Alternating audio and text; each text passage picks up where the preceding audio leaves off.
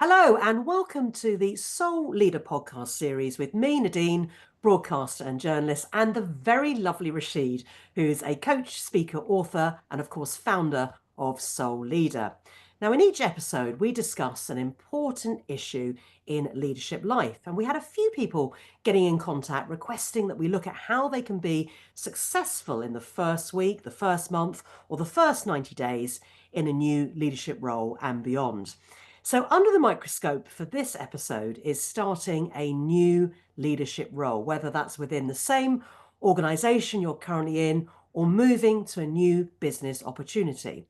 Because let's face it, the second someone becomes a new leader, it's got to be one of the most difficult moments in your career and in your life. Everything changes, or most things do anyway.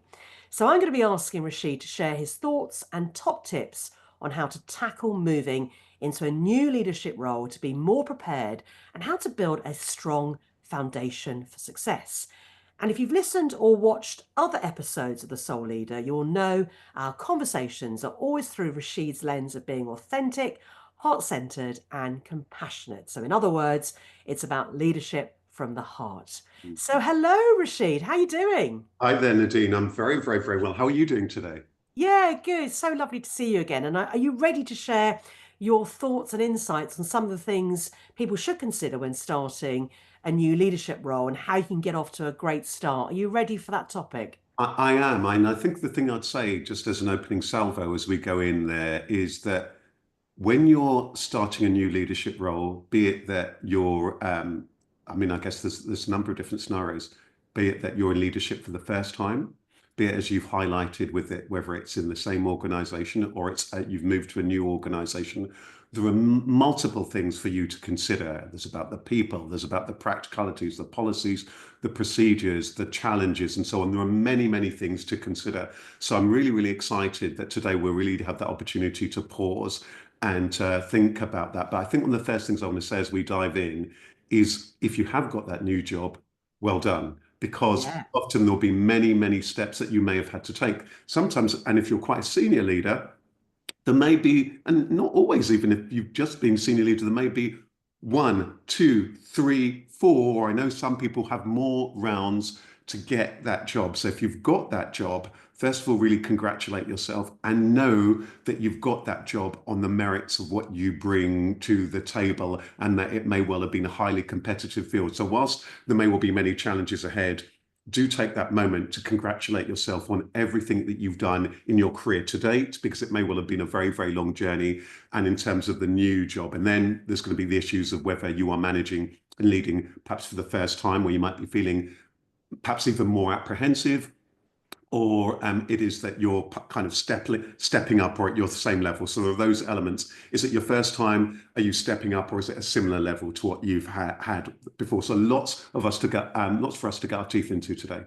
Yeah, indeed. And a gamut of emotions. I imagine when someone comes to one of your coaching sessions and they look at you and say, I've got a new leadership role. It could be excitement, it could be pensive, but I love that starting point. Congratulations. And in a way, it's like, oh, yeah, haven't I done well? And hopefully people have got there on merit. I mean, we've talked about some people being promoted on potential rather than actual skills, and there are pros and cons to that. So maybe we'll come back to that Mm. later. But what I Mm. want to start with is, taking on that new leadership role, could this be a golden opportunity to reassess your leadership philosophy if you've been in a leadership position before, and reflect on what you've done well and what you need to improve upon? So is this a chance for a leadership reset, particularly, as I said, if you've been a leader before? I think that's such a good point that you're making there, Nadine. I think the short answer to that is yes. Whatever it is that you've done before, the chances are that some things are going to need to tweak and change and to be enhanced, even if you're stepping up into a leadership position in the same organization, or even if it's been just a few things have been reshuffled and you're now got that leadership position. But that's also equally true if you're going into a completely different organization, completely different sector. It's always the opportunity for reset. And I think that the question we should always be asking ourselves as a leader is, how is it that I need to be in this chapter of my life and my career? And actually, because we're talking about heart-centered leadership, remember to think in the round, are there things you also need to rethink about in terms of your own life, what's going on in your own life? Are certain things having to change? Maybe there's a slightly different commute. Are the hours going to be slightly different? Are there any of those tangible things that are going to be slightly different that you need to be mindful in your own life? And then, as you point to, Nadine, quite rightly, how is it that you're going to need to be in order to succeed in this role, in order to be a really good, inspiring, heart-centered leader? So we often think about lots of the practical things that need to be done and to be delivered in terms of to get the job done. But remember, if you're a leader for the first time or for multiple time, chances are that you're leading and you're managing staff or major projects or both. And so you're going to need to be really compassionate and really skillful in getting the best out of others too. So it's not just about your own journey and the outcome deliverables. You're really wanting to think about how is that you're able to be the best leader, and that you need to be for that organization or that team that you're leading. And remember also, life is constantly changing. The economy is changing, technology and all of those things changing. So as you say, that kind of a reset is probably going to be on a number of different levels. Things are going to need to be tweaked and changed, but it is that golden opportunity to think about how is it that I'm going to lead with authenticity and integrity and effectively for this new chapter. And of course, with that, it can be daunting, but know that you've got there on your merits, and know that you're not alone on that particular journey. And I know that we'll come on to this bit, Nadine, but often when we first get that new job, we can feel really daunted or overwhelmed. That's a very, very, very natural feeling. It's going to take time to settle in. So you be kind to yourself also as you step into this into the new role, or before you even step into it. I love that K word, and I love it when you say it as well. Yeah, be kind to yourself. I think that's very wise advice. And just on that, obviously, when people are resetting, I suppose if they've had the opportunity for an exit interview, where often it's about the leader or the new leader telling a previous organisation they're just about to leave about their insights, so that the old organisation can benefit. Maybe it's about turning the tables and saying, what can I improve upon? And I know they're difficult answers sometimes to listen to, but that could be really timely advice to actually seek out. Actually, what did you think of my leadership style or my employee style? What did you like about it? And what are the things that I could improve upon? Whether you'll get that information is another thing. I think that's absolutely true. So I think you've got these two different scenarios, haven't you? You've got, if you are leaving an organization in order to take up that new role, there may well be hopefully a safe space, or at least a rich enough space or a free enough space, because you know you're moving on, to get perhaps that feedback about you and how you've done, perhaps from colleagues, from peers, from other stakeholders or staff. And that insight could be very, very, very useful for you to move on. And of course, it might well be things, learnings and so on that you might be wanting to pass on to the organization as well. And I suspect that there's a whole podcast there Yeah. potentially, isn't there, Nadine, in terms of that organizational development piece about when you're moving on or what have you. But I think do see that as an opportunity to get and give that particular feedback if you're leaving an organization. If you've got a new leadership role within the same organization, know also that it may well also be an opportunity for you to get some feedback, give some feedback. You're going to need to do that kind of mindfully, of course, because you are still within that organization. Maybe you're in a similar bit of the same kind of division or what have you, or maybe you're in a completely different bit. So you're going to need to be very, very, very mindful. And you're wanting to make sure you don't completely radically change, but we're constantly evolving as a leader. So yes, how is it that you can, maybe it isn't, it might well be that you've just finished a really challenging role or really challenging project, and the opportunity to reset and think, actually, how can I lead even better? Those things I didn't quite do so well. How can I build fresh relationships and so on? And it's going to be down to you how much you make that part of your narrative when you get that new role. So we'll probably get there, but when you do get into this new role, there's a number of things that you're going to need to consider: the context, the landscape, all of the people involved.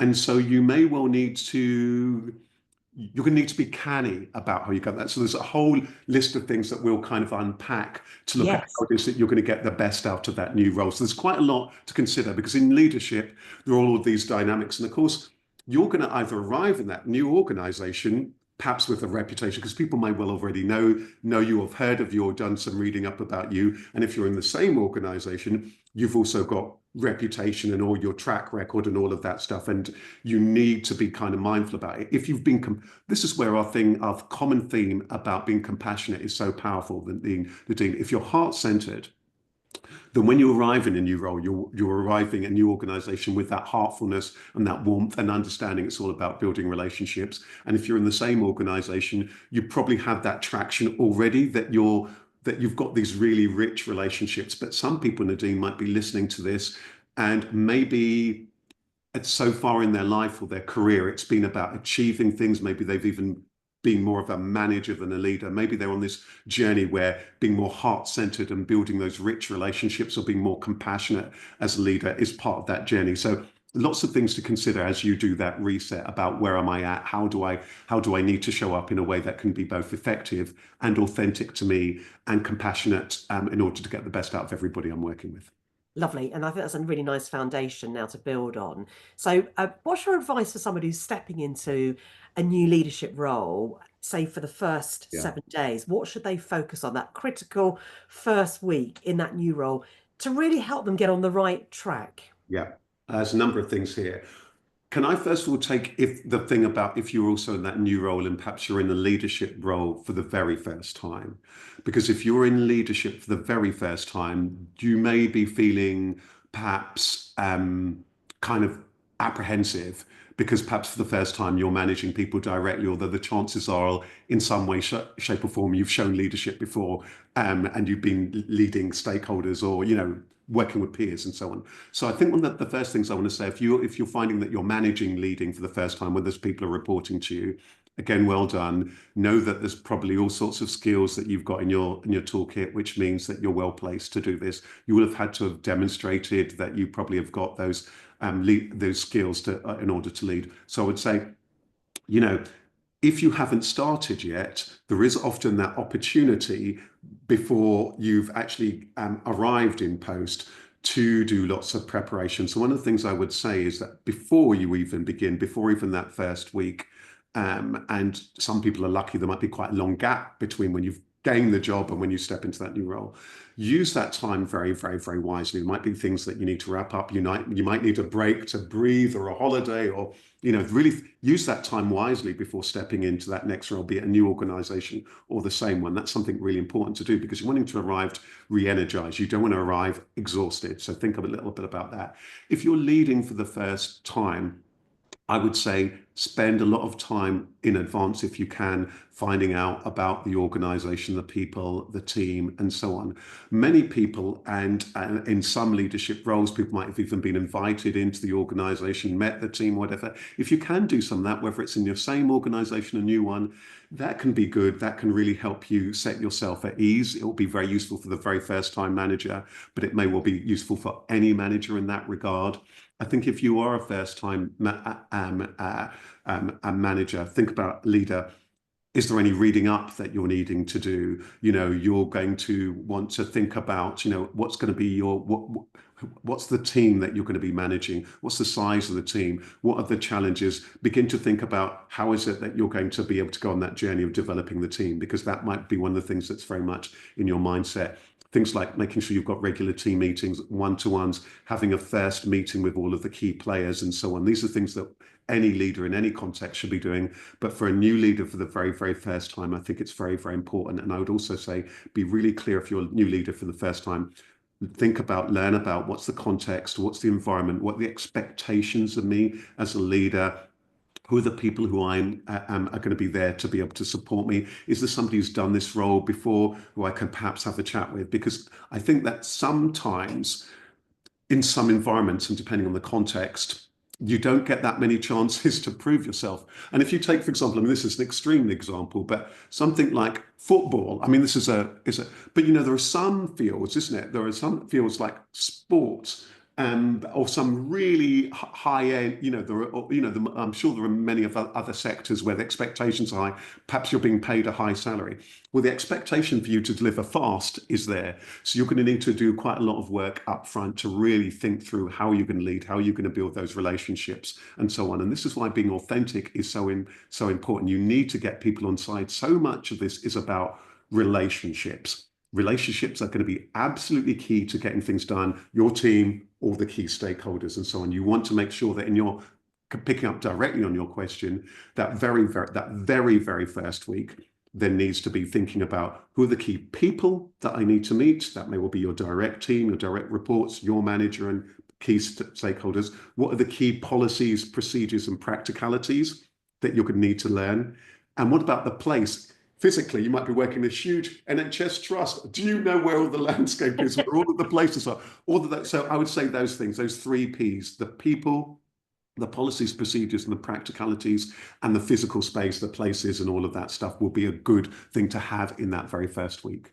And it depends, doesn't it, on how the onboarding process is. So if you've got an HR department, some businesses don't, and they might bring that expertise in from the outside, which has its pros and cons. But if you've got a good onboarding process, a good sense of orientation that's been built in, so that that often can determine how successful a leader is going to be. And the people I've interviewed over the years, they said that was the single thing that they wish they'd had when it wasn't in place and when they were left just to sink or swim. Mm, And many have sank as a result of that, which it's all very well saying yes, failure is good, but actually, if you're a new leader, it's a not particularly good position to be in because you've got your reputation at stake and the reputation of the business and the stakeholders. And most people want people to do well. mm, And actually, if you've set them up to fail by not having a good onboarding process, so mm, I'd imagine one would hope that that's come out in the interview process. But again, I suppose if you're a new leader, it's the first time you've ever had a leadership role, these are critical questions, aren't they, to ask in the interview rounds, maybe more towards the end when you know that you're near to getting the role, if you've gone through three, four, five, six, however mm, many rounds you've had to mm, go through. mm, So just your advice on that, Rasheed, is that mm. something that comes up time and time again in the coaching sessions that you do on your Soul Leader course? I think that's such a good question. It's one of the things that people might forget about. So I think you're right. If you've got the job, or if it looks as though you're going to get a job, you might want to find out about the organization induction process and so on, particularly if it's a new organization. I think that when you're going through that whole process, also be looking at it through the lens of you as a leader. Are there things here that need to be enhanced and improved? Because you're so right. Good induction is really, really important. Well, how was it? How were you welcomed and so on? But this is why my advice is always that you may well have to, in the absence of the organization having a good induction process, you're going to have to kind of come up with your own induction, what the people, what the process and the policies and thingies and all the things that you're going to need to do as a leader. So you're right to flag up. It might be there, it might not be. All the stuff that you can do to front end that process by thinking about before you even start the job, the better. The more it is that you can have gone into the space, gone into the office, met the team, read up on some of their key documents, scout completely through the website and so on can be really powerful. So especially for a new leader, or if you're a leader, you're stepping up to perhaps a higher grade. And we're in an era, Nadine, where you can do far more of that now than perhaps you ever could have done with things like LinkedIn, to look at the key people and their profiles and so on, the key stakeholders, the senior reports, or maybe you're at senior management, or the board or whatever. Doing your research is going to be really important so that when you arrive on day one, you're actually quite prepared because you've thought through the people, you've read up on the policies and procedures, you know about the structure, you've had those kind of conversations, or you've thought about how you're going to map that out. But yeah, this is a good side note for organizations. Have you really got that good induction? I know my very first job, the induction was excellent. It helped me up to a really good start. And maybe if you were a manager where you're going into the same organization, even though you might be in the same divisional part of it, think about what other new bits of onboarding that you need to kind of almost do for yourself if that hasn't been put in place. So really powerful points there. So if you do have an HR resource, tap into that. They'd be more than happy to help because they hold the key to a lot of that information. But again, yeah, there's plenty of information out there, hopefully, which will help people and ask lots of questions. And I suppose moving on then, the talents that brought you success in your previous company or organization might not be the same set of skills or attributes required for your new leadership position, whether you're new to leadership or you're moving on to a new leadership role. And we've just mentioned about the first week, but that first month of your new job, or the first 3 months, or 90 days, or 100 days, I've seen so many different ways of Mm. cutting this. But really, that first quarter, that first period of time, I think, from again speaking to people, that new role, it can be the most critical time. It's that foundational time. So just broadening it out beyond that first week, how can you use your time as effectively as possible to learn more about your team and the company? So I hear you saying, seek out those key stakeholders, but then you've really got probably 100 days. And by then you should be in a position to think, right, I know where I need to go with that. So I suppose it's not making wholesale changes, but is it about making some little changes? So some quick wins, so you get that momentum Really going? good point.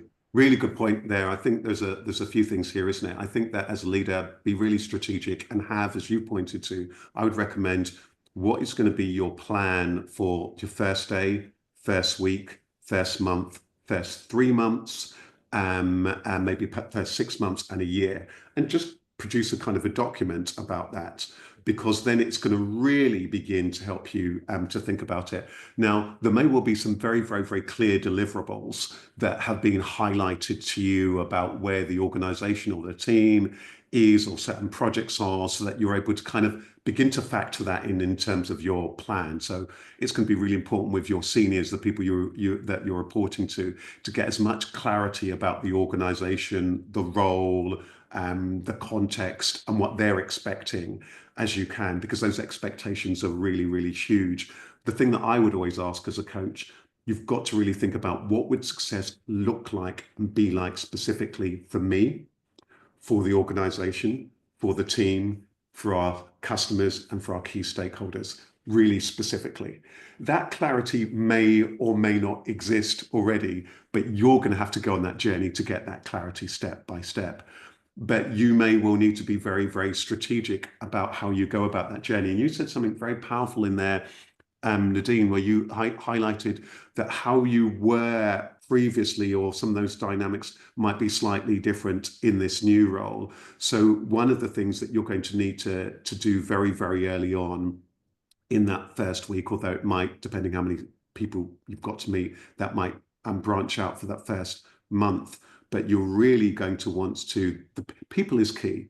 The people bit is really, really key. The people bit is going to be fundamental for you to achieve those outcomes. So really be really clear and very focused about who is it I need to meet in that first week. Definitely needs to be a team, doesn't it? Definitely needs to be your manager and so on. There might be other key stakeholders that you do need to meet. Schedule in other key meetings, and maybe even highlight to people, oh, just settling in, just reading up on this, just doing these things, but I'm really looking forward to meeting you in the coming weeks and so on. If you can do that tour, if you can meet people in person, I think so much the better. You're going to have to think about that now today, in today's hybrid world.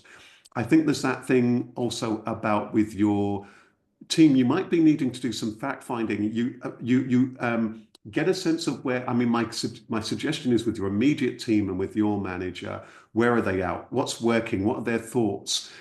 Make them feel as though they're part of it. There's a big risk in going in, making radical changes. What's already working? I want to find that out from your manager. I want to find out about that team. Create that safe space where people can open up to you about where are they at, where's the team at, how do they see things, and so on. And then over a period of time, of those first few weeks, you're getting a picture of the organization. Try and allow yourself that time to get a picture. And you might need to meet many, many different people, your team, this person, all the key stakeholders, key customers, and they all may be saying radically different things. And then perhaps by the end of the first month, a picture is beginning to emerge. You've got to balance that against the context and how quickly people are expecting results, but you're going to need to use your leadership skills Just let people know, really keen to learn, really keen to understand, really keen to get things right. I really want to take the time to be really, really considered in order to make sure that we move things further forward for everybody. That's going to be really key because you don't want to make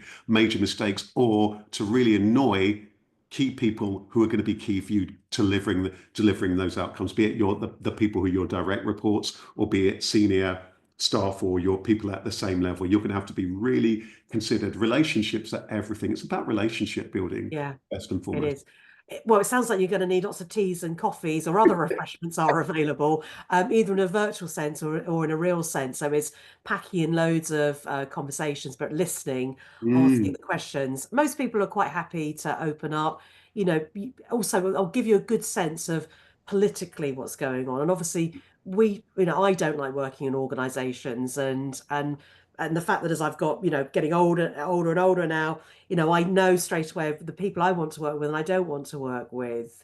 And luckily, the most people I work with are fantastic. And the organizations, when I'm working with Babico Media, with our crisis media and media relations, we love our clients. But mm, actually, that's hard when you're first out on your journey, just being yeah. able to work with people that share the same values. I'm in a fortunate position where I've got to that stage where, the majority of people I work with are great. So, every so often you might get one or two horrors, but actually, in your new leadership role, you're going to have to be alive to maybe some of the political stuff that comes out So, that so wasn't apparent on the website.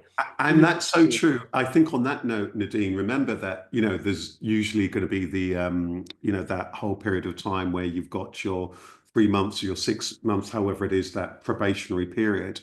Remember that you're also, both you and the organization, particularly if it's a new organization or if it's a very new role, you're sussing each other out. There may be occasions where you think, actually, this isn't right for me. So you do have to be prepared that that might be the case. Of course, you need to be professional and you need to do a good job and so on. But have your eyes really open to what's really, really going on here. Do you feel that you're going to be able to make a change? What kind of support are you going to need to build in order to deliver that change? It may well be, and the more and more you go into senior leadership, I know from many of the people I coach that they realize that there's a whole piece of work picking up on the stuff you said about the politics and the personalities and all of that within the organization, where you may realize, actually, I'm going to need to go on there's a job that I need to go on in order to build that trust, rapport, and credibility with all of these people that may well take several months actually in order to win people over, to gain the support you need, or for people to open up to you. Does depend hugely on the organization. Some organizations are very hierarchical, some of them are very, very bureaucratic. So I think at this point, it's going to be really important. Don't be too tough on yourself about when you feel that you want to see things radically change or for you to feel that everything's going hunky-dory. Again, that thing about being kind to yourself, because it might well be that it might take you months and months to get some key players on board or for people to trust you. So you're going to need to be canny, you're going to need to be kind, caring, considerate, giving some people the benefit of the doubt whilst being really astute. And you used a key word there, Nadine, before. I would say that what's going to be really key in the early time, listening far more than you talk. And when you're first listening far more than you talk, you want to make sure you do talk and all the things that you say are sharp and considered, but you want to be really, really listening because that might give you deep, deep, deep insight in terms of what's going on. It'll make people hopefully trust you and open up to you, which you're going to need at all levels in leadership. Yeah, and just sort of picking up, I've sort of mentioned it already, but just to build on it a bit more. I mean, I think of all the times I've worked at shows and worked at programs or interviewed leaders about the start of their leadership journey or they're moving into a new leadership role. One of the things that kept coming up time and time again, which we have sort of mentioned, is don't try to change everything too quickly. But if you can identify those quick wins I mentioned and Mm, build that momentum, they mm. said that help boost their reputation but also help, more importantly, build up those trusted relationships with new colleagues or stakeholders And I think that's key in what you the said there, business. Nadine. Yeah. I think that thing about then that quick wins side of it, you know, once you are settling in, so we've talked a little bit about what you could do in advance, beginning to settle in some of the people that you need to meet, key stakeholders, your manager, your team, and so on. Then, okay, you know what some of the goals are in that context are. What might those quick wins be? For some people, for what those quick wins be for yourself, for the key relationships, and perhaps even potentially for customers, perhaps with your staff, that quick wins might be simple things like that you've met with them, you've heard them, you've got a regular team meeting, an opportunity for people to share, and might be some one or two basic things about how things operate, and that you might be able to make a quick win with. Where are those other areas where there might well be quick wins? Have that in mind, because it can give you a little bit of leverage further on if they're you of course, with all of these things, I love that word being considered, because in leadership you do really need to be really considered, but do think about, are there some really quick wins that you can bring to the table, and what would make your boss's job easier, and those key immediate, those are the kind of things that you should have in mind. Yeah, unless you are the top boss, and then that's a Unless whole you're other a top episode, boss. actually. Yeah, about that loneliness at the top. That's yeah, I think another good episode title maybe. I've been sent numerous surveys over the years, Mm, press releases about transforming people into leaders. And without sort of naming them all, but what is stark from memory is that many leaders have to learn the hard way. And going mm, back to that point, some manage to swim, some sink, facing burnout, going through highly stressful transitions into a new leadership role, maybe because that onboarding process wasn't there. So, what skills do new leaders need? And what's the best way to learn these skills? Because there are all sorts of opportunities out there, but I suppose it depends on budgets, both within the business and what you have yourself personally. It's going to vary from situation to situation. mm. But what are the key skills? And I know your Soul Leader course sort of talks to this as well, providing people with the skills. But if you Yeah. could just answer that broadly, I think that'd be really Yeah, helpful. it's a really good question. I mean, I think that there's going to be the technical skills that you need to do that job, and that relate to perhaps the team or the division that you're leading within the organization. But actually, the chances are, the higher and higher up you go into leadership, many of those skills you may not need to have, because the more skills that you're going to need to have is more in terms of that leading and that people sense. So I think there's a few that are key that come up all the time. Presenting is going to be really, really important, because you're going to need to do lots of that in order to. I can think of somebody I'm coaching at the moment.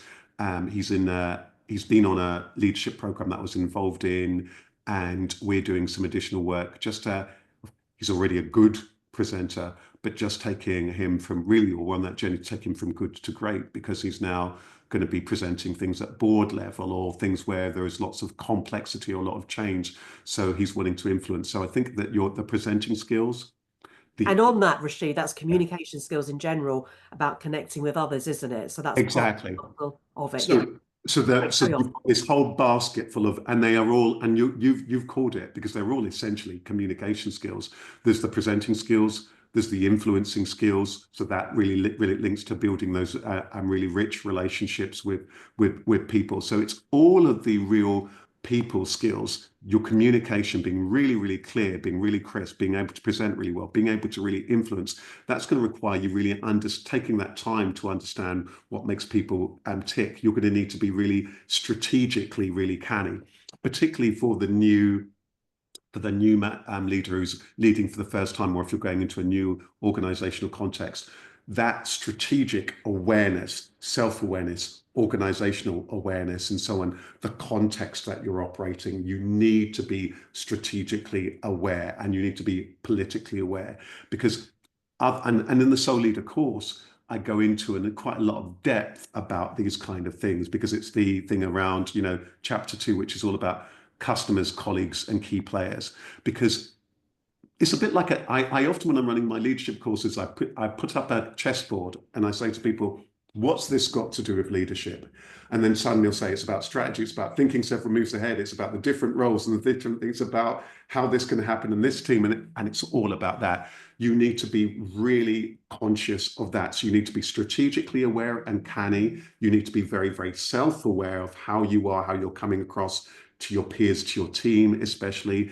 And you need to have that handful of that blend of those different communications, influencing, and presenting skills in order to to move very further forward. I think the other And and Rasheed, actually, that's where, coaching, tapping into your expertise as well, is so important, particularly if you feel that you haven't got anybody that you can turn to within the organization, or there's stuff you want to go through that you just need an external pair of eyes to help you with. So whether it's coaching or mentoring, I know the two are different, but coaching for success and coaching for improvement, they're two different things, aren't they? I know you know more about that than I do, but yeah, You're that's so right.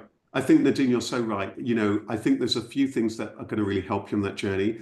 You're wanting to develop, of course, you're wanting to develop the relationship with the team. But I always say to people, there's two teams: your own team, and then you're wanting to have the support network. You're wanting to develop your own peer network, um, that you need to begin to develop. You need to really be considered about that, because when you're going into, for example, a new organization, you're needing to be able to wanting to build really rich relationships with everyone. So you've got to make sure that's done mindfully. But it might well be also, do you need a coach? Is the coaching available?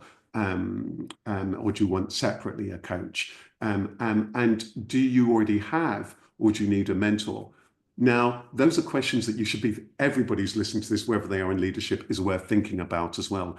Do you need those things? Would they be valuable for you? Because you might sometimes you're going to need to have that ability to have those check-ins and to be self-aware. And I think that some leaders and managers are very, very conscious about it and have that. And if you've got those people like and trusted, or even somebody you've known in the past, ask them, what have they had throughout their journey? Not all leaders are open and transparent about that. Some will be very open and transparent about that there's multiple people who've helped and supported them on their journey.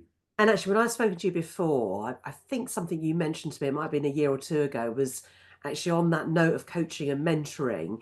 It's the chance to give yourself a break, a pause. I think you sort of said, whether it's first thing on a Monday morning, I don't know who's got any time then, or last thing on a Friday afternoon, or just carving out time. It's that time to think and breathe, isn't it? Which I think ties in nicely with that point you just said.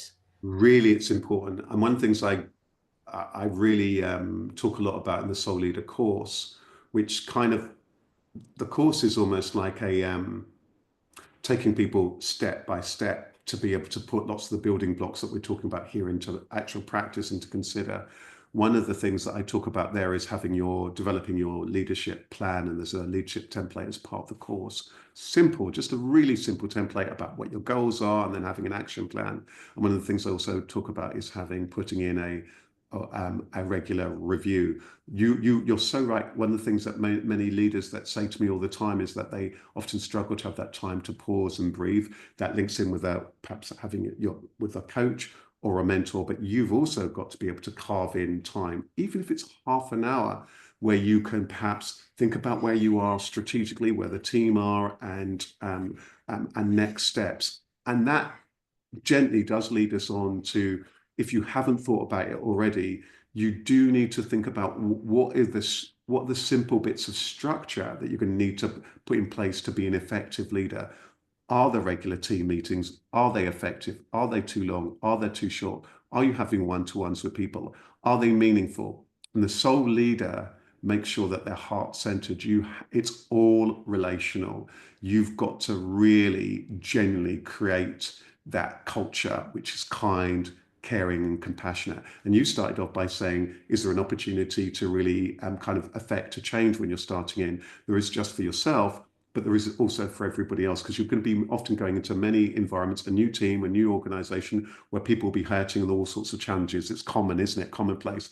So how you show up is going to be so fundamental. And the soul leader is really mindful. They're mindful that the environment's likely to be challenging. There are all sorts of demands. There may well be, there's customer demands, there's colleagues, there's strategic, and all the rest of it. So really genuinely care. And that impact is huge. It's a classic one, that old adage, people join their organization, they leave their boss. So you're wanting to be that kind of boss that people think, actually, this person's great. Oh my goodness, for the first time, I can go in and have a chat with my manager. I met them on day one and they seem really nice, actually. It's those kind of things, but you need to think about that visibility.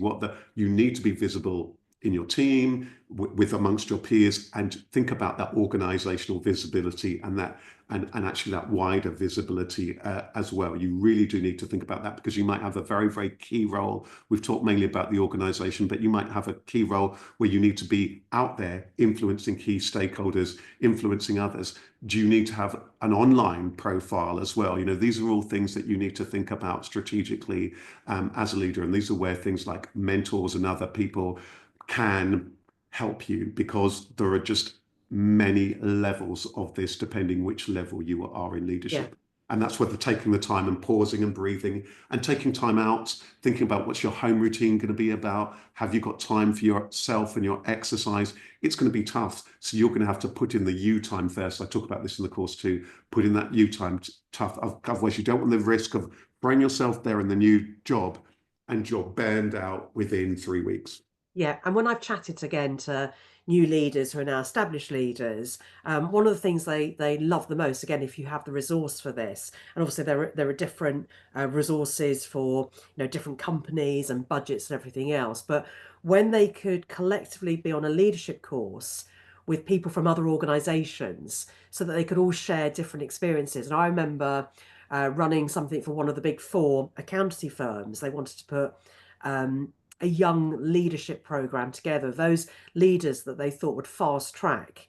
And they cleverly brought together 10 different organizations. There was a broadcaster involved, there was a charity involved, there was a bank involved, every sector you can imagine. And Mm. was this rich leadership program, which I chaired quite a few years ago now.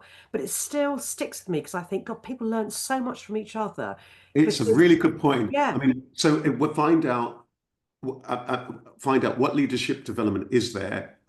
And many organizations, I do a lot of work, for example, with the NHS, where often there's lots and lots of leadership development, which is, of course, needs to be the case because the stakes are high, there's so much stuff there. And be it that there's a program that brings different people from different organizations, or actually you can have some incredibly powerful programs that will bring people together, different managers from different parts of the organization, because you can all learn from each other from in a safe space. And I run a number of those programs, including for emerging or established leaders, and they can be a really powerful place where you can gain that peer support. There's that action learning with your peers where you can also grow, build some of those leadership skills. So do find out what's available and what's available in the organization that's meaningful for you. And crucially, what's also available, what's that support and development that's also there that will be useful for your team and so on. So really get to know that because your team are wanting to grow,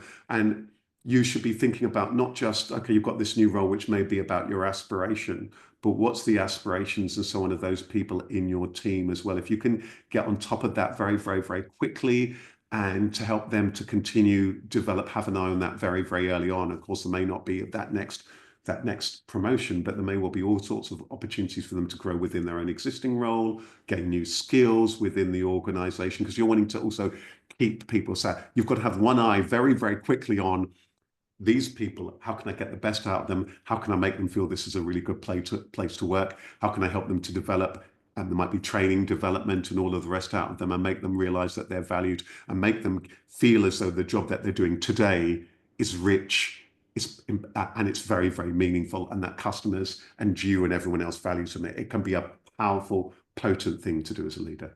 yeah, indeed. And the other skills, obviously, and maybe it's further down the line because one would hope you're not managing conflict early doors, but managing conflict is another one. And that ties in really nicely with our episode that we recorded on difficult conversations. I remember we chatted about that with the right approach, difficult conversations can create opportunities for Mm, better and more positive communications going forward.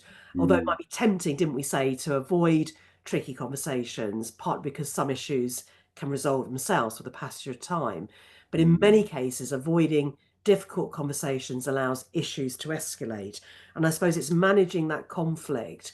Often you're probably not going to have that resource internally as a leadership development course. So, and that's where the beauty of the likes of what you're offering, Soul Leader, being able to have that safe space of being able to discuss these things and building those skills because it's not easy being a leader. You are going to have to manage conflict, both whether it's internally or externally. It's going to happen.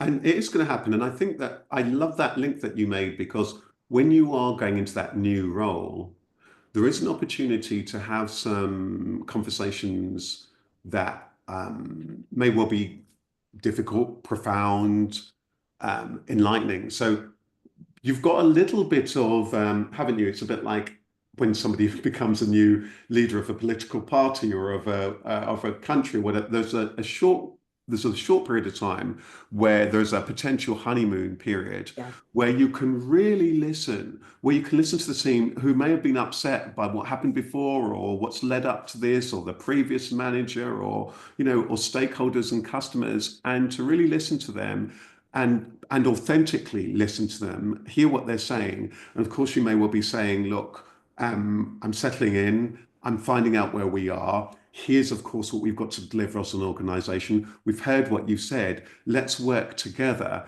So you've got that opportunity there to have some meaningful conversations and to really do some really deep listening.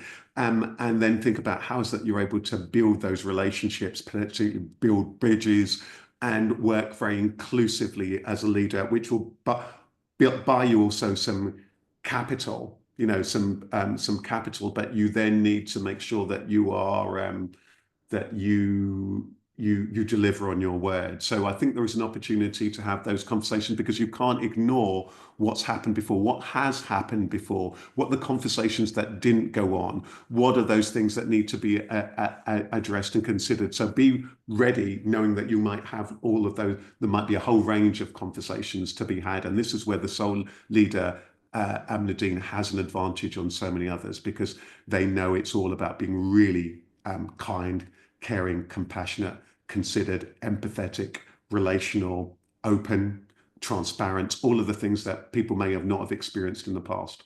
Yeah, and delegating is obviously really important as well, isn't it? I mean, it's so hard sometimes to delegate when you want to make sure the job is done properly, but you're not going to be effective, are you, as a leader? Because you want to build your team's capacity to achieve results, not only for yourself, but for the rest of the team and the wider organization. But delegating, one would hope that, you've come in with those skill sets, but let's not assume you have. Let's not assume that you have. And I think that the powerful link that you made between the two is that really, and especially this is something really important to note for the newer leader.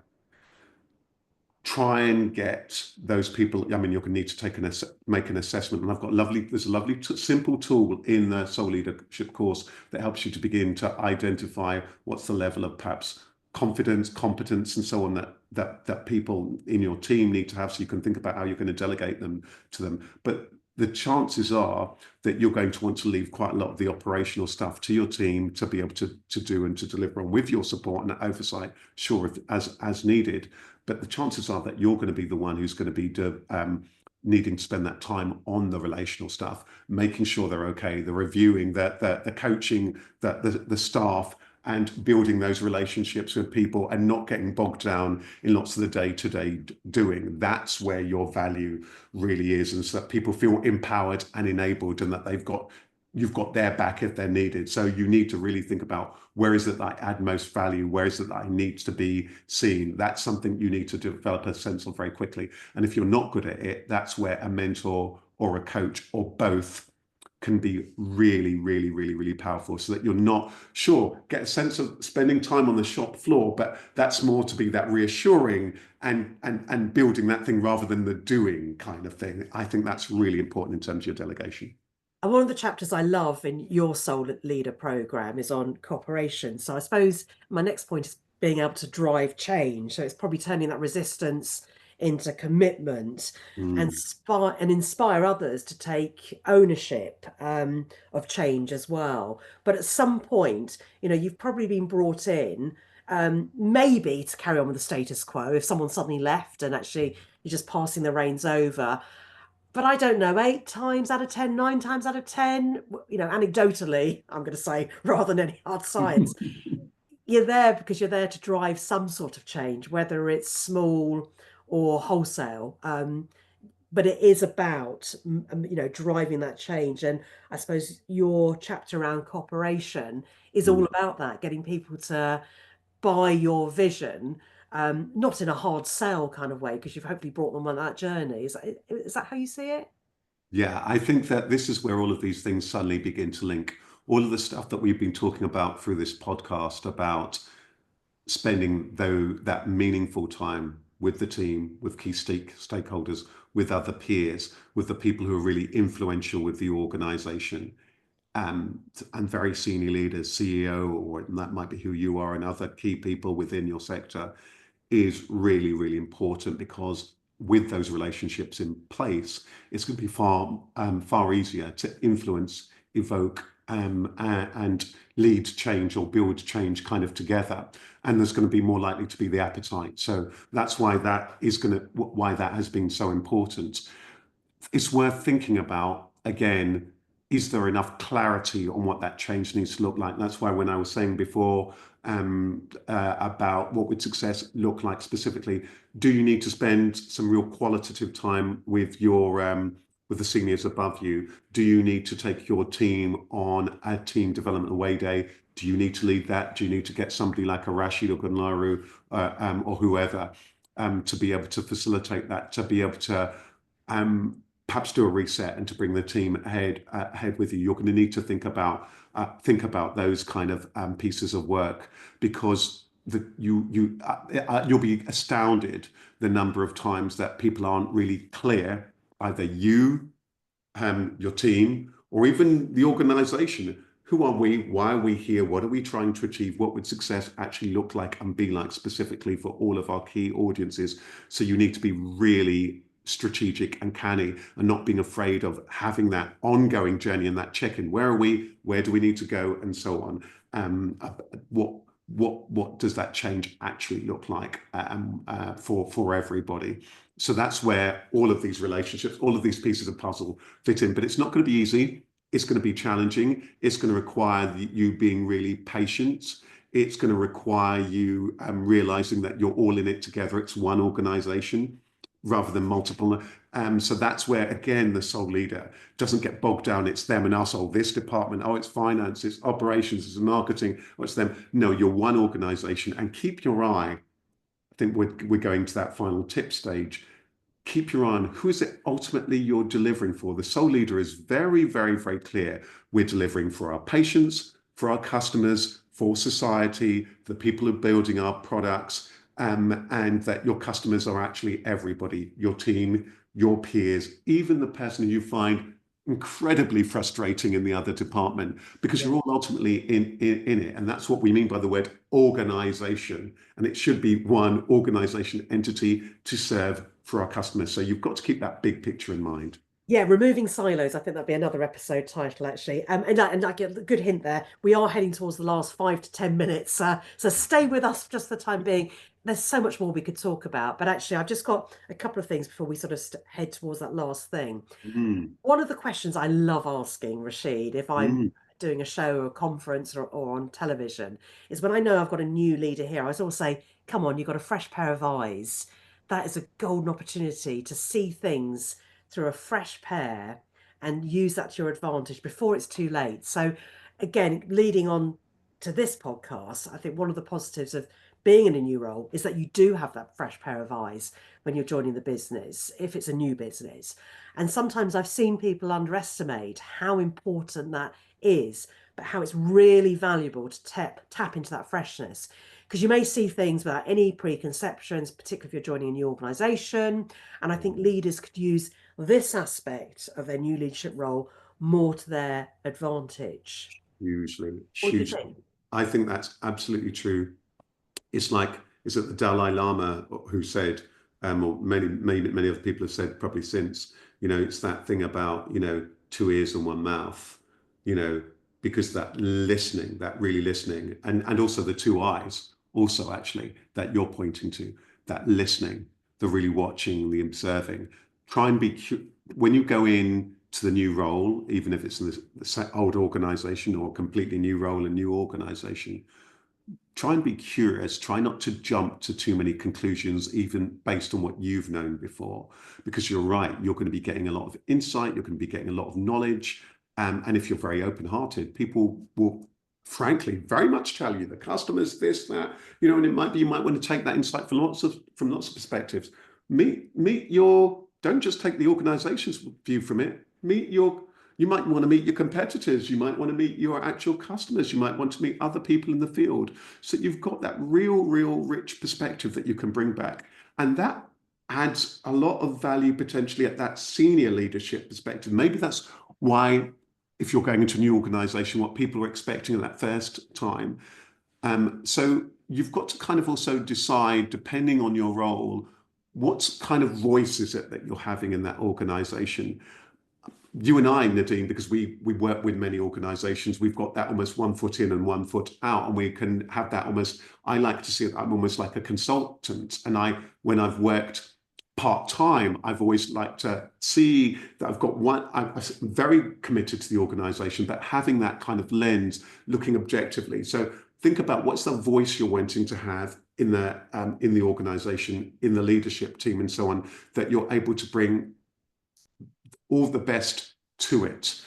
So yeah, I think that's really important, that you do that, and that you try and keep that for as long as you possibly can.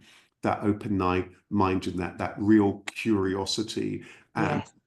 is going to really help you, and people will really value from it, because you have got that opportunity then to do that reset and to genuinely affect change if you do that mindfully. Yeah, have that insatiable curiosity. I mean, that's one of my favorite words, curiosity. And I hope I have it from the day I was born to the day I'm no longer here, and long may it continue. And Curiosity. also not, and also maybe to add in that to everyone who's listening, don't, I think a tip, and I guess I can't help but that, don't take it personally. You know, there's going to be loads of stuff you're going to hear early on about how much people hate the team, the organization, or what we're doing, or everything, or anything and everything. You're going to hear lots of it. Don't take it personally. Take it professionally, yes, but don't take it personally. Yeah, that's really nice. And just building on that fresh pair of eyes. Yeah, I'm working on a big project with in education apprenticeships, and they brought us in to give that external perspective, because they're really great, lovely people who are excellent, but they've just got to that stage where I thought, do you know what, we need a fresh pair of eyes, like you said, that 1 foot in, 1 foot out, to look at the organization and just give it a fresh pair of eyes. And I'd say use that as well if you're in a new leadership role. I mean, we've been sharing, or you have, dispensing tips throughout, sprinkling it throughout the podcast. But let's look at some final tips, Rasheed, some final words from you. I mean, we've looked about building relationships, Mm. communicating clearly even. The irony is I couldn't communicate clearly then. Establish a vision, be a good listener, be adaptable. What else finally would you want to say, Rasheed? Yeah, I would say, first of all, pause, breathe, I think the tips this time are very much a consolidation, as you said there. Pause, breathe, think about your own personal life and how it's going to balance with this new role. It's really important, because you might have family, kids, partner, you know, all sorts of people who are also part of this journey with you. So really do think about that. Think about your own health and your well-being and the hours that you want to work. It gives you that opportunity to think about that kind of reset. And it might even be, okay, yes, for the first 3 months, I'm going to be spending more time, but this is how how I'm wanting to make sure my life balance looks, because that's going to be very important. Because if you don't do that, everything else is going to fall to the wayside. So your sleep, your eating, your habits, how you're going to get there, that hard stop at the end of the day or what have you. Really be very clear about that. It might be what you did before, it didn't work for you. You've got a chance to get that right. Then really do think again about, have that plan for the first day, week, month, 3 months, year or so. Put that in place and know that it might need to be tweaked. Remember then who are the key people that you need to know, what are the key policies, procedures and practicalities that you need to get to understand, and the physicality of the building and all of that stuff. And then pretty much the rest of the stuff that we've been talking about has been really about the relational. It's about going to be able to the communicating, the influencing, the presenting, but with real heart, and the real listening that's going to be really required. I think that those really will be my tips, and having that check-in, that constantly check-in, what's working, the fine-tuning and so on, and having those really good, I think what you're wanting to develop is really building really genuinely rich relationships with people. If you do that, then you're likely to succeed in this role. If you don't do that, it's going to be really, really tough. And I would say that even if you succeed getting the profit, there's going to be problems, and many that you're going to be able to face, and be really kind and caring, and spot, really check in with yourself. How am I feeling? How am I doing? And be kind to yourself Yeah. as well. But don't be afraid to and know that you've got an opportunity to have those conversations that perhaps otherwise you might not. What's working well? What's not working well here? What are your thoughts, and so on? Because people would love it if you open them up. They've got, your team may have all rich insight, be bursting to be able to tell you, and also the seniors and other people, the stakeholders. So don't be afraid Yeah. of asking those questions. And let's not forget, it's an amazing opportunity. And I love that idea of, balancing. We mentioned before about short term, medium term, and long term. Mhm. So the short term achievements, those small wins that we've spoken about, and then that longer term strategy. But it is really important that first week, those first few weeks, first 3 months, that modeling ethical behavior, compassionate Mm, behavior as well. And I think, what's been really apparent is seek out ways to improve your skills and expand your experience, whether it's both excellent. internally or externally, and ask loads of questions as Loads of well. questions. And I think the very last thing I would say is, whilst you're doing all of that, make sure the thing that we said about the expectations, make sure you're very clear from very early on. What are the very, very clear expectations? There may be some very, very clear deliverables that are expected from you in your role or the team. Keep your eye on that whilst being compassionate, because you don't want to lose sight of that in all of the busyness that there is. And depending on your sector, there will be targets, there will be outcomes to be delivered on. Keep your eye on that. I have to say, keep your mind on those practicalities, and keep your heart on the customers, and your staff and your colleagues and so on, being kind and compassionate, and then you won't go too far wrong. Well, Rashid, I've certainly enjoyed talking to you. I hope everyone's enjoyed watching and listening.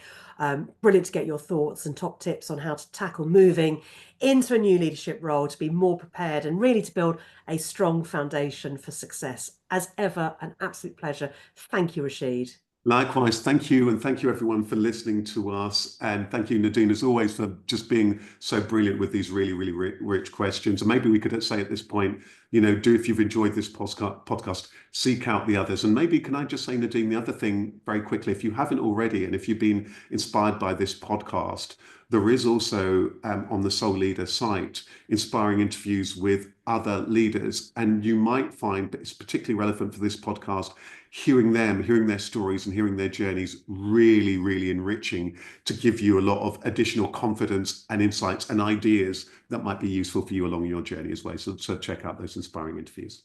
Yeah, no, I think that's well worth pointing people to that, like you said, because it's learning from other people, and particularly people that are not necessarily within your own network or your new network.